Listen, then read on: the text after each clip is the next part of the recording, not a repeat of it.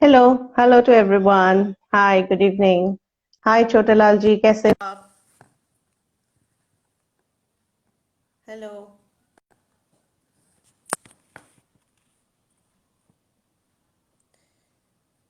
Ahom Hirok has joined. Hello. Thank you for joining in. I will be in conversation in a short while from now.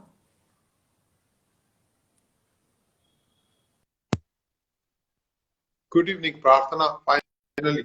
Good evening, good evening. Thank you so much for bearing. And yes, finally, thank you. It's technology that connects, and it's technology at times that gives you a harrowing time. Absolutely. No, we will learn and we will grow. Yes, absolutely. Thank you so much. I think we have learned a lot in 2020, if I may say so. And I think technology has helped us with all kind of webinars going on since March, isn't it? Till date. So I first of think all, tell me, yes, please carry on. I think we've all learned, and communication has made the world smaller.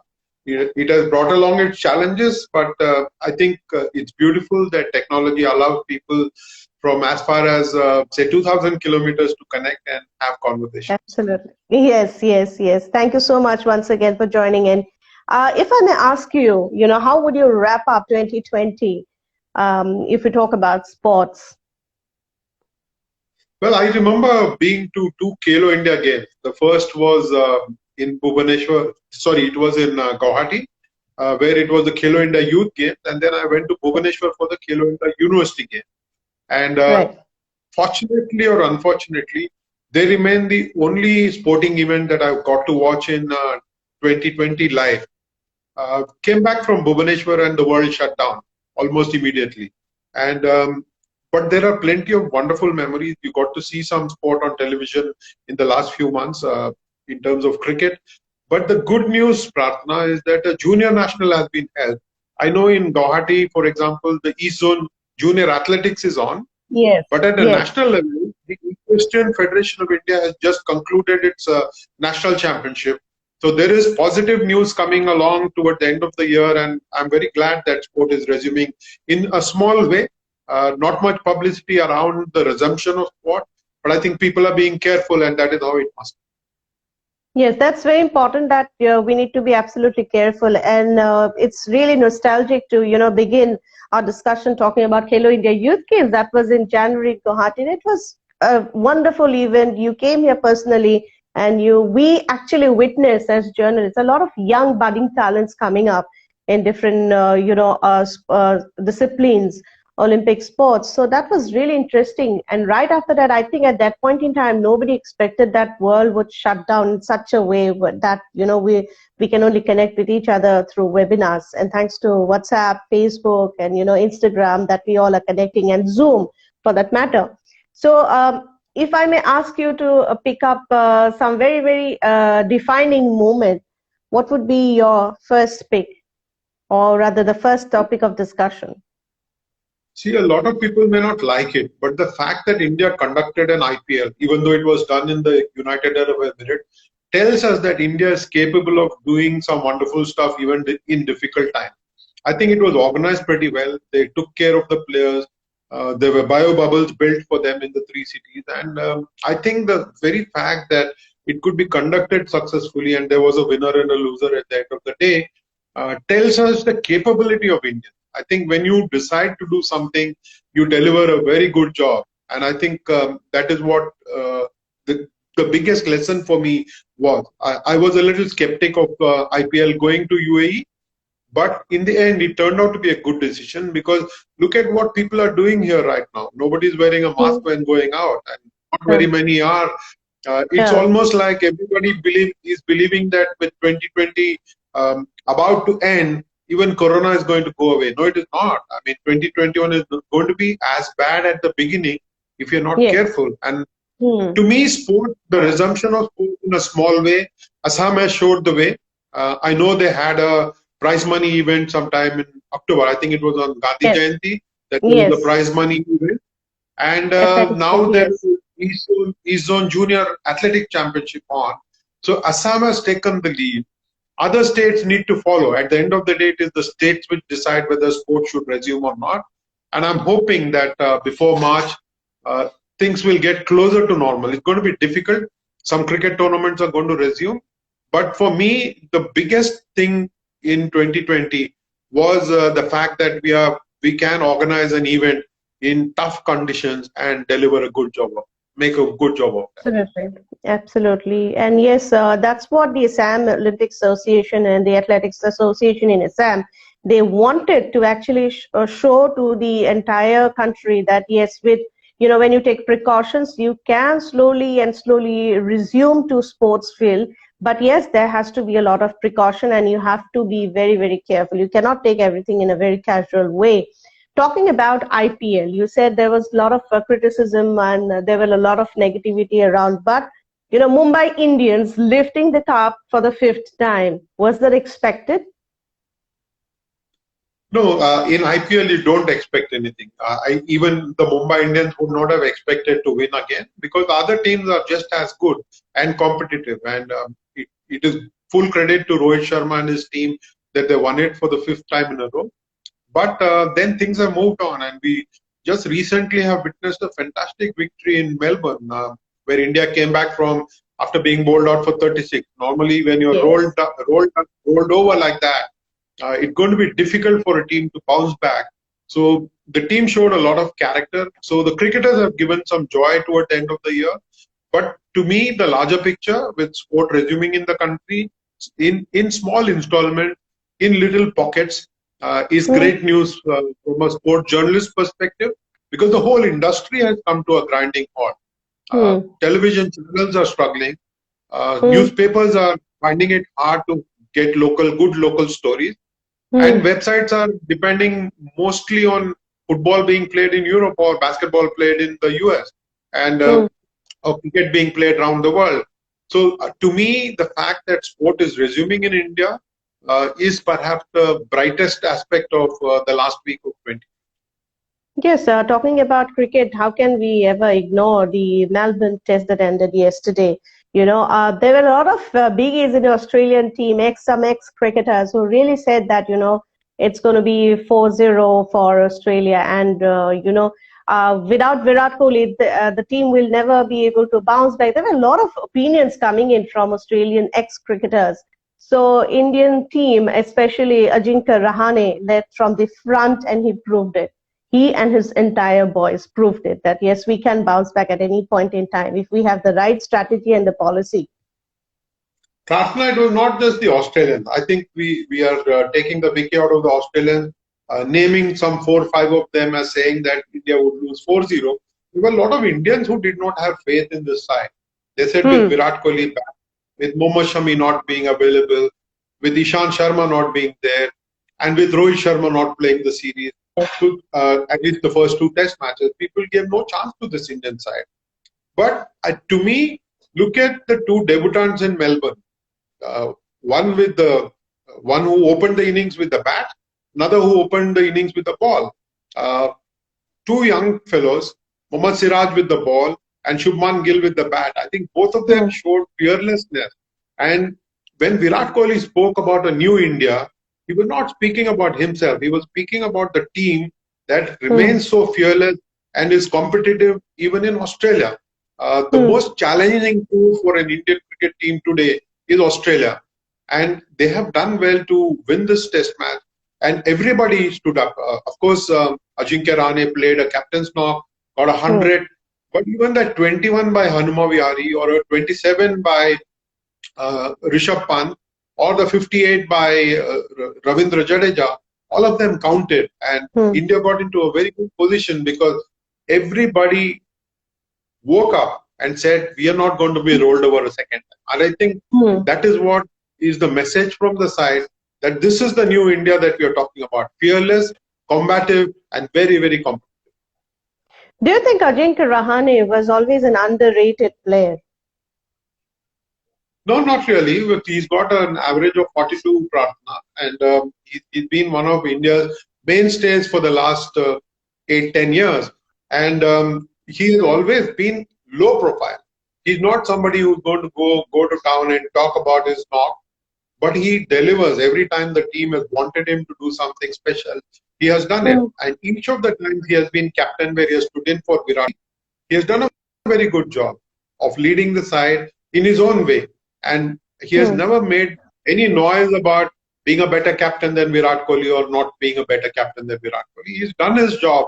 And I think that is the message that Ajinkya Rahane has for everybody in the way in which he conducts himself. And I think people must learn from that. Yes, absolutely. And there should not be any comparison now that, a lot of people are talking about, okay, Ajinkya Rahane can do it without Virat Kohli, or the Indian team can do it without Virat Kohli. Okay, let's give some time to Ajinkya Rahane and the entire new team, new India team that Virat Kohli was also talking about, and exuberated so much of confidence when he left for the paternity leave from Australia to India to be with his wife, to be along with his wife. So that's really interesting. And can we ignore and not talk about Hardik Pandya? He played a very good role in India, bouncing back in the One Day Series and the T20 series. And he couldn't bowl. He didn't bowl too much in the series, but he has shown himself to be a very useful cricketer and someone who the team can rely on even as a batsman. And I think when he's back with his bowling skills, India will be delighted that there is somebody who can provide the balance. And I think there is a newfound maturity. The manner in which he handed over the Man of the Series trophy at the end of the series to Mohammad Siraj was, to Natarajan, was terrific to watch. I think it was a great gesture. And he's not a very senior player yet. He's been around for a few years. But for him to give away his Man of the Series award to a teammate who's just come into the side was incredible to watch. And this is what this team is all about. There is great bonhomie. No matter what gets written about, no matter what gets spoken about, there is great bonhomie in the side, and that is wonderful to see. Talking about Virat Kohli getting the ICC Player of the Decade, that's a huge honor for somebody like Virat Kohli, because he's been around in the team now after MS Dhoni left the team after his retirement, and he has shown exceptional, qualities of being a great captain. There's no doubt about that. That he also leads from the front, is very passionate, is very expressive. Again, he has mellowed down over the last few years. He has mellowed down. But that impression that people have got of him as a aggressive brat, that West Delhi attitude that he's got, and the one that he wears on his sleeve, it has stuck to him. But I think he has matured over the last few years. He has mellowed down, and people don't give him enough credit that he deserves. And I think Virat is probably sometimes more sinned than sinned against. Yes. Can we now shift to tennis? We should stick to tennis now. Rafael Nadal, my all-time favorite. Somebody who is an exceptional tennis player, great human being, and the kind of sportsman spirit he shows on field, on court, off court. It's something which we all need to learn, not only as a sports lover but also as journalists. There's so much to write about Rafael Nadal, and then he equalizing Roger Federer's Grand Slam record. That's something to look up to, and this is going to stay with us forever and ever.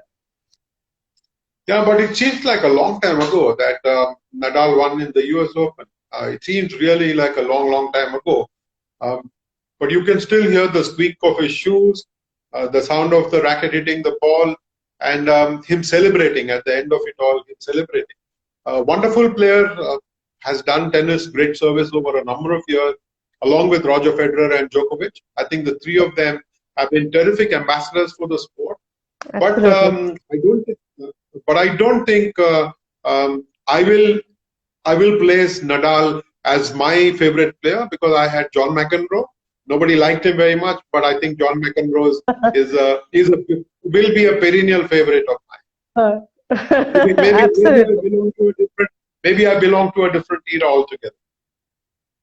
No, that's absolutely fine. That's absolutely okay. And there was another very shocking news, or we may say something which we saw from coming in from Novak Djokovic, when he accidentally hit the line judge and he had to be disqualified. That was really sad, but I loved the way he having so much of dignity, he just walked away towards the line judge and asked about his or her, are you okay? And then walking out with his kid bag.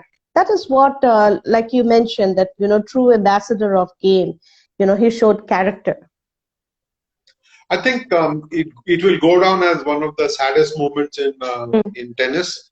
But then rules are rules, and if the referee decide to impose the rules on the world leading player, why not? I think it was exemplary. I think I would give credit to the referee and the chair umpire for defaulting Djokovic. He might have not done it with intention, but he's not supposed to do it at all. And the manner in which he did it, unfortunately for him, cost him a place in the US Open. One of the finest ambassadors of the sport, speaks really well for his own sport and for all of the sport. But unfortunate for him, we've seen Zidane do a headbutt and go out of a World Cup football final.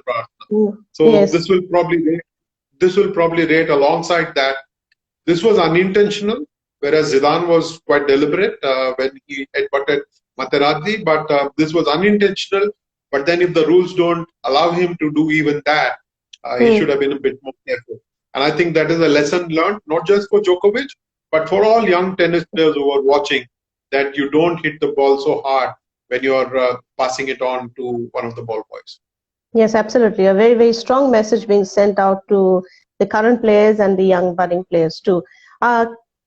Naomi Osaka, somebody who is absolutely shy, but not very active on social media. And then she came up with, different hats, wearing different slogans and supporting Black Lives Matter. The Black Lives Matter, we saw it everywhere. We saw it on the football ground. We saw it with Naomi Osaka, and then Hardik Pandya also supporting Black Lives Matter. So this is what, sports, we talk about that, sports is all about emotion and sports is about connecting. This is what it proves.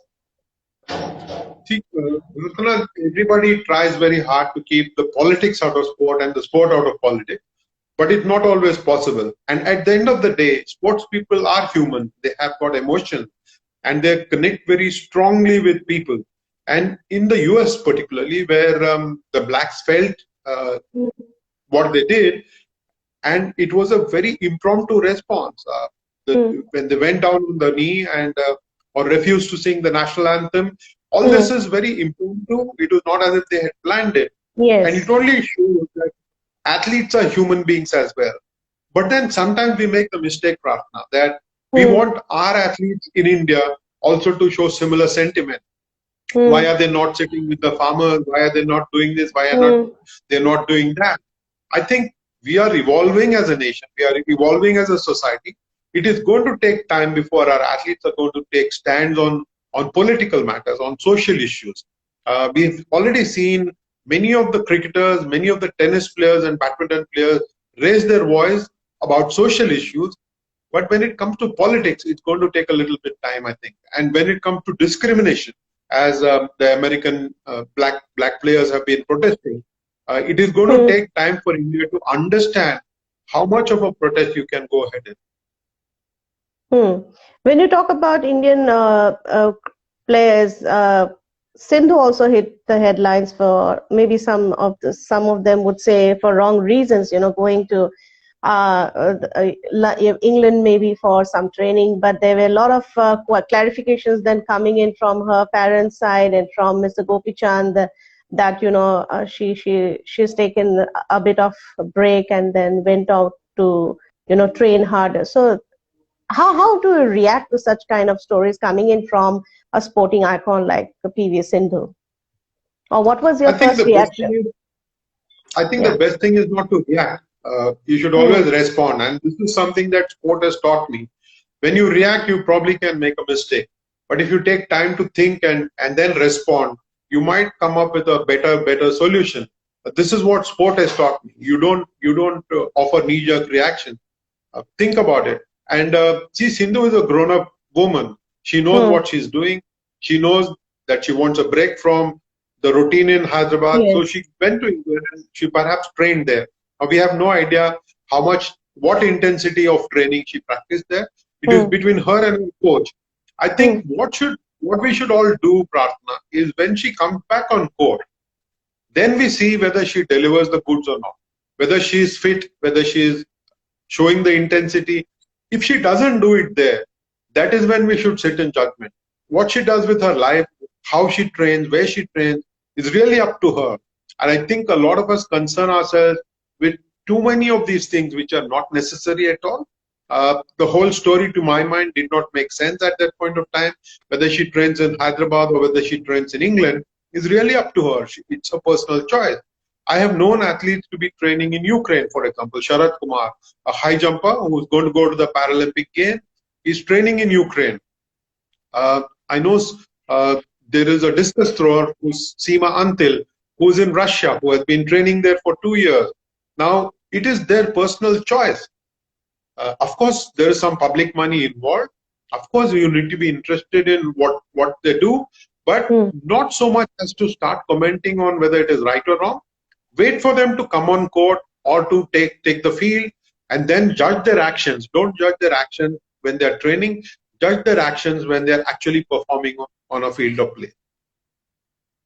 Absolutely. So I would like to take your view on Lewis Hamilton. Lewis Hamilton again equalizing Schumacher's record. There were, like we mentioned in the very beginning, very few sporting events took place, but these are some of the very important events that I think we all as journalists were looking up to. But yes, Lewis Hamilton again equalizing Schumacher's record is also another very remarkable news of 2020. Yes, it is, no doubt about that. But Pratna, I'll be very honest with you. My whole focus always has been Indian sport. While I keep an eye on what is happening with other sport, my focus is on Indians and Indian sport and how India can get better as a sporting nation.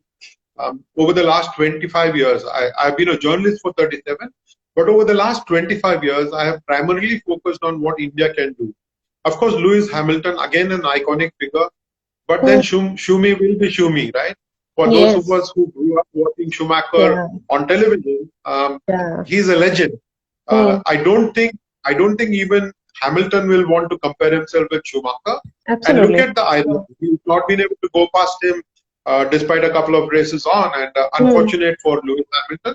But he, for a driver of his caliber, of his social standing, to be sitting on top of the totem pole, I think it is wonderful. Great for sport, great for all other sport. I think the way in which he conducts himself, even Shumi will be a happy man when he knows that Lewis Hamilton has got past. You said you have always been covering Indian sports, and how can we not discuss about India and Russia being the joint Olympiad winners? And this is for the very first time. Yes, and this is for the very first time, isn't it? Yes, to do an online event through the crisis, and for India to be doing so well was terrific. And unfortunate that sometimes technology played a role, and India was actually denied that joint winner position initially. And then there was a protest, and India's protest was upheld. And good that India is joint winner. Now, whether they finish first or second, not material. The fact that the players held themselves together under difficult circumstances and played online, again, they were setting examples for all of us that you could do what you do with as much passion and intensity from the comfort of your home, from the comfort of whatever space you are in, and do a very good job of that. I think that is what the chess players taught us. There is a great lesson there from Anand and his teammate in showing us that you could do the best you can from home. We actually missed out when we were discussing cricket, the Bangladesh team in the under-19. That was another very, very big achievement for the Bangladesh team, for the young team. Oh, they have been a very, very good side over a number of years, especially in limited over cricket. And they have followed it up well with very good cricket at the junior level. And I think they fully deserve to do what they did. Hopefully they will mature a lot more. Hopefully they will, I remember the bizarre celebrations in the end, unfortunately, but they are a very good side, and hopefully some of them will go on to represent Bangladesh with a lot of pride and dignity and do a very good job of that. Hmm. So coming to the end of our live session, so how would you overall, look up to 2021? You said, till March we have to be careful, and a lot of tournaments will, come up. Obviously, cricket Ranji season will start now, which said must start to take place on January 2nd to be held in Kolkata for Team Assam. So how would you, describe 2021 as a sporting year, and what are you looking up to? Looking Oh, forward there to? is the Olympic Games, Pratna, in 2021. July and August will be a very busy time for all of us. I'm Yes. hoping that Indian athletes will have trained well. They would have made the most of the opportunity that the government of India has given them to train, both in India Mm. and overseas, Yes. in very good conditions, giving them the safety, safe environments of Sports Authority of India's centers. What has happened is it has been a difficult time, and for our athletes to get back to training and to get back to competition, I think it's going to be terrific watching them. I'm hoping that we will get more than half a dozen medals that we got in 2012, only two in 2016. I'm hoping that we will at least get back to that half a dozen in Tokyo in July and August. I'm excited. I'm hoping that athletes have stayed strong mentally. I'm hoping that they will get competitive. So the coming weeks, we are going to see a lot of badminton action. Hopefully, the Yes. Indians will be in good shape, both Mm. physically and mentally, and we will have something to look forward to in Tokyo. To my mind, Tokyo will be the highlight of 2021, and of course, there's going to be plenty of cricket as well. But I'm hoping that national sport will resume soon. There is a lot that is riding on national sport. So many lives are dependent on the sporting industry, and Mm. I'm hoping that state governments will start thinking more and more in terms of allowing sport to resume. And I'm hoping that 2021 will be a milestone in terms of successfully and safely organizing events in India. That's going to be a huge challenge for the organizers, also for the players, also to be fit, mentally fit, because obviously physically they are fit, but you've got to be very, very mentally fit and mentally tough to get into Tokyo Olympics and grab some of the medals for the Indian fans. I think between the Sports Authority of India and the National Sports Federation, they're all working out plans, and they will ensure that the players are in good shape, both physically and mentally. Get to Tokyo in the best of preparation mode, and then deliver good level of competition. At the end of the day, other teams are also going to be there to compete. Nobody's going to Yes. say, "Oh, Mm. India's let's give them 15 medals." It's going to be difficult, and I'm hoping that India will do a good job across 6 or 7 disciplines, and hopefully come back with a very, very good haul, a better one than even perhaps in London 2012. But it's going to be a challenge. I hope the athletes, and I have always believed that some of them have got a little, what's the word? They start expecting a lot from the country, and perhaps their focus sometimes seems to drift. Mm. And their challenge will be to ensure that their focus is really sharp and when they are in Tokyo, and they deliver the best that they can. Any specific discipline that you're expecting that these particular athletes will be able to make a mark in Tokyo 2021? Pratna, I'm sure the shooters will get us a few medals. I think there will be some expectations from wrestlers. I'm not so sure about weightlifting anymore because Mirabai Chanu from Manipur is nursing a back injury. Now it seems to be recurring every now and then. She has been the world champion and will be a leading medal contender so long as she is 100% fit. It's going to be a challenge for her because the manner in which others are catching up is not pleasant at all. Hopefully, she will measure up and deliver a medal for us. Expectations will be from wrestlers and weightlifters, boxers, of course. I think, as you mentioned some time ago, Lovelina Borgren, and the perennial favorite Mary Kom. But I think Amit Pangal will be Yes. a leading candidate. Someone to look up to. Yes. And we can never forget someone like Bajrang Punia or a Deepak Punia in the wrestling category. So there are others. There will be, and I'm hoping that athletics will deliver one medal at least through Neeraj Chopra. There is a lot of expectation from the women's 4 into 400 relay team and the mixed 4 into 400 relay team. But I really am hoping that Neeraj Chopra will find his mojo in Tokyo and take athletics to a different level in this country altogether. I think India Absolutely. needs an athletics medal, and I'm hoping that someday we will soon also see swimmers and other important sports start taking a leaf out of these sports book and then go out and be very competitive at the world. On that note, thank you so much, Mr. Rajaraman, for joining me in this live session. We did try to do a Facebook Live, but nevertheless, we did an Instagram Live. Thank you so much. On that note, I hope to meet you again physically and maybe in a television studio. Yes, sometime in the near future. Yes, and Thank you wishing very you much a for the very happy conversation. new year and have a great and a safe one. Thank you so much once again. Thank you very much for the conversation, Pratna. It's always enjoyable talking sport with you. When you were in Doordarshan Sport in Delhi and now from your home in Guwahati, it's been a pleasure. Thank you so much. You stay Thank safe you. and enjoy live sport in 2021 soon. Thank you so much. Thank you. It's been an honor talking to you. Thank you.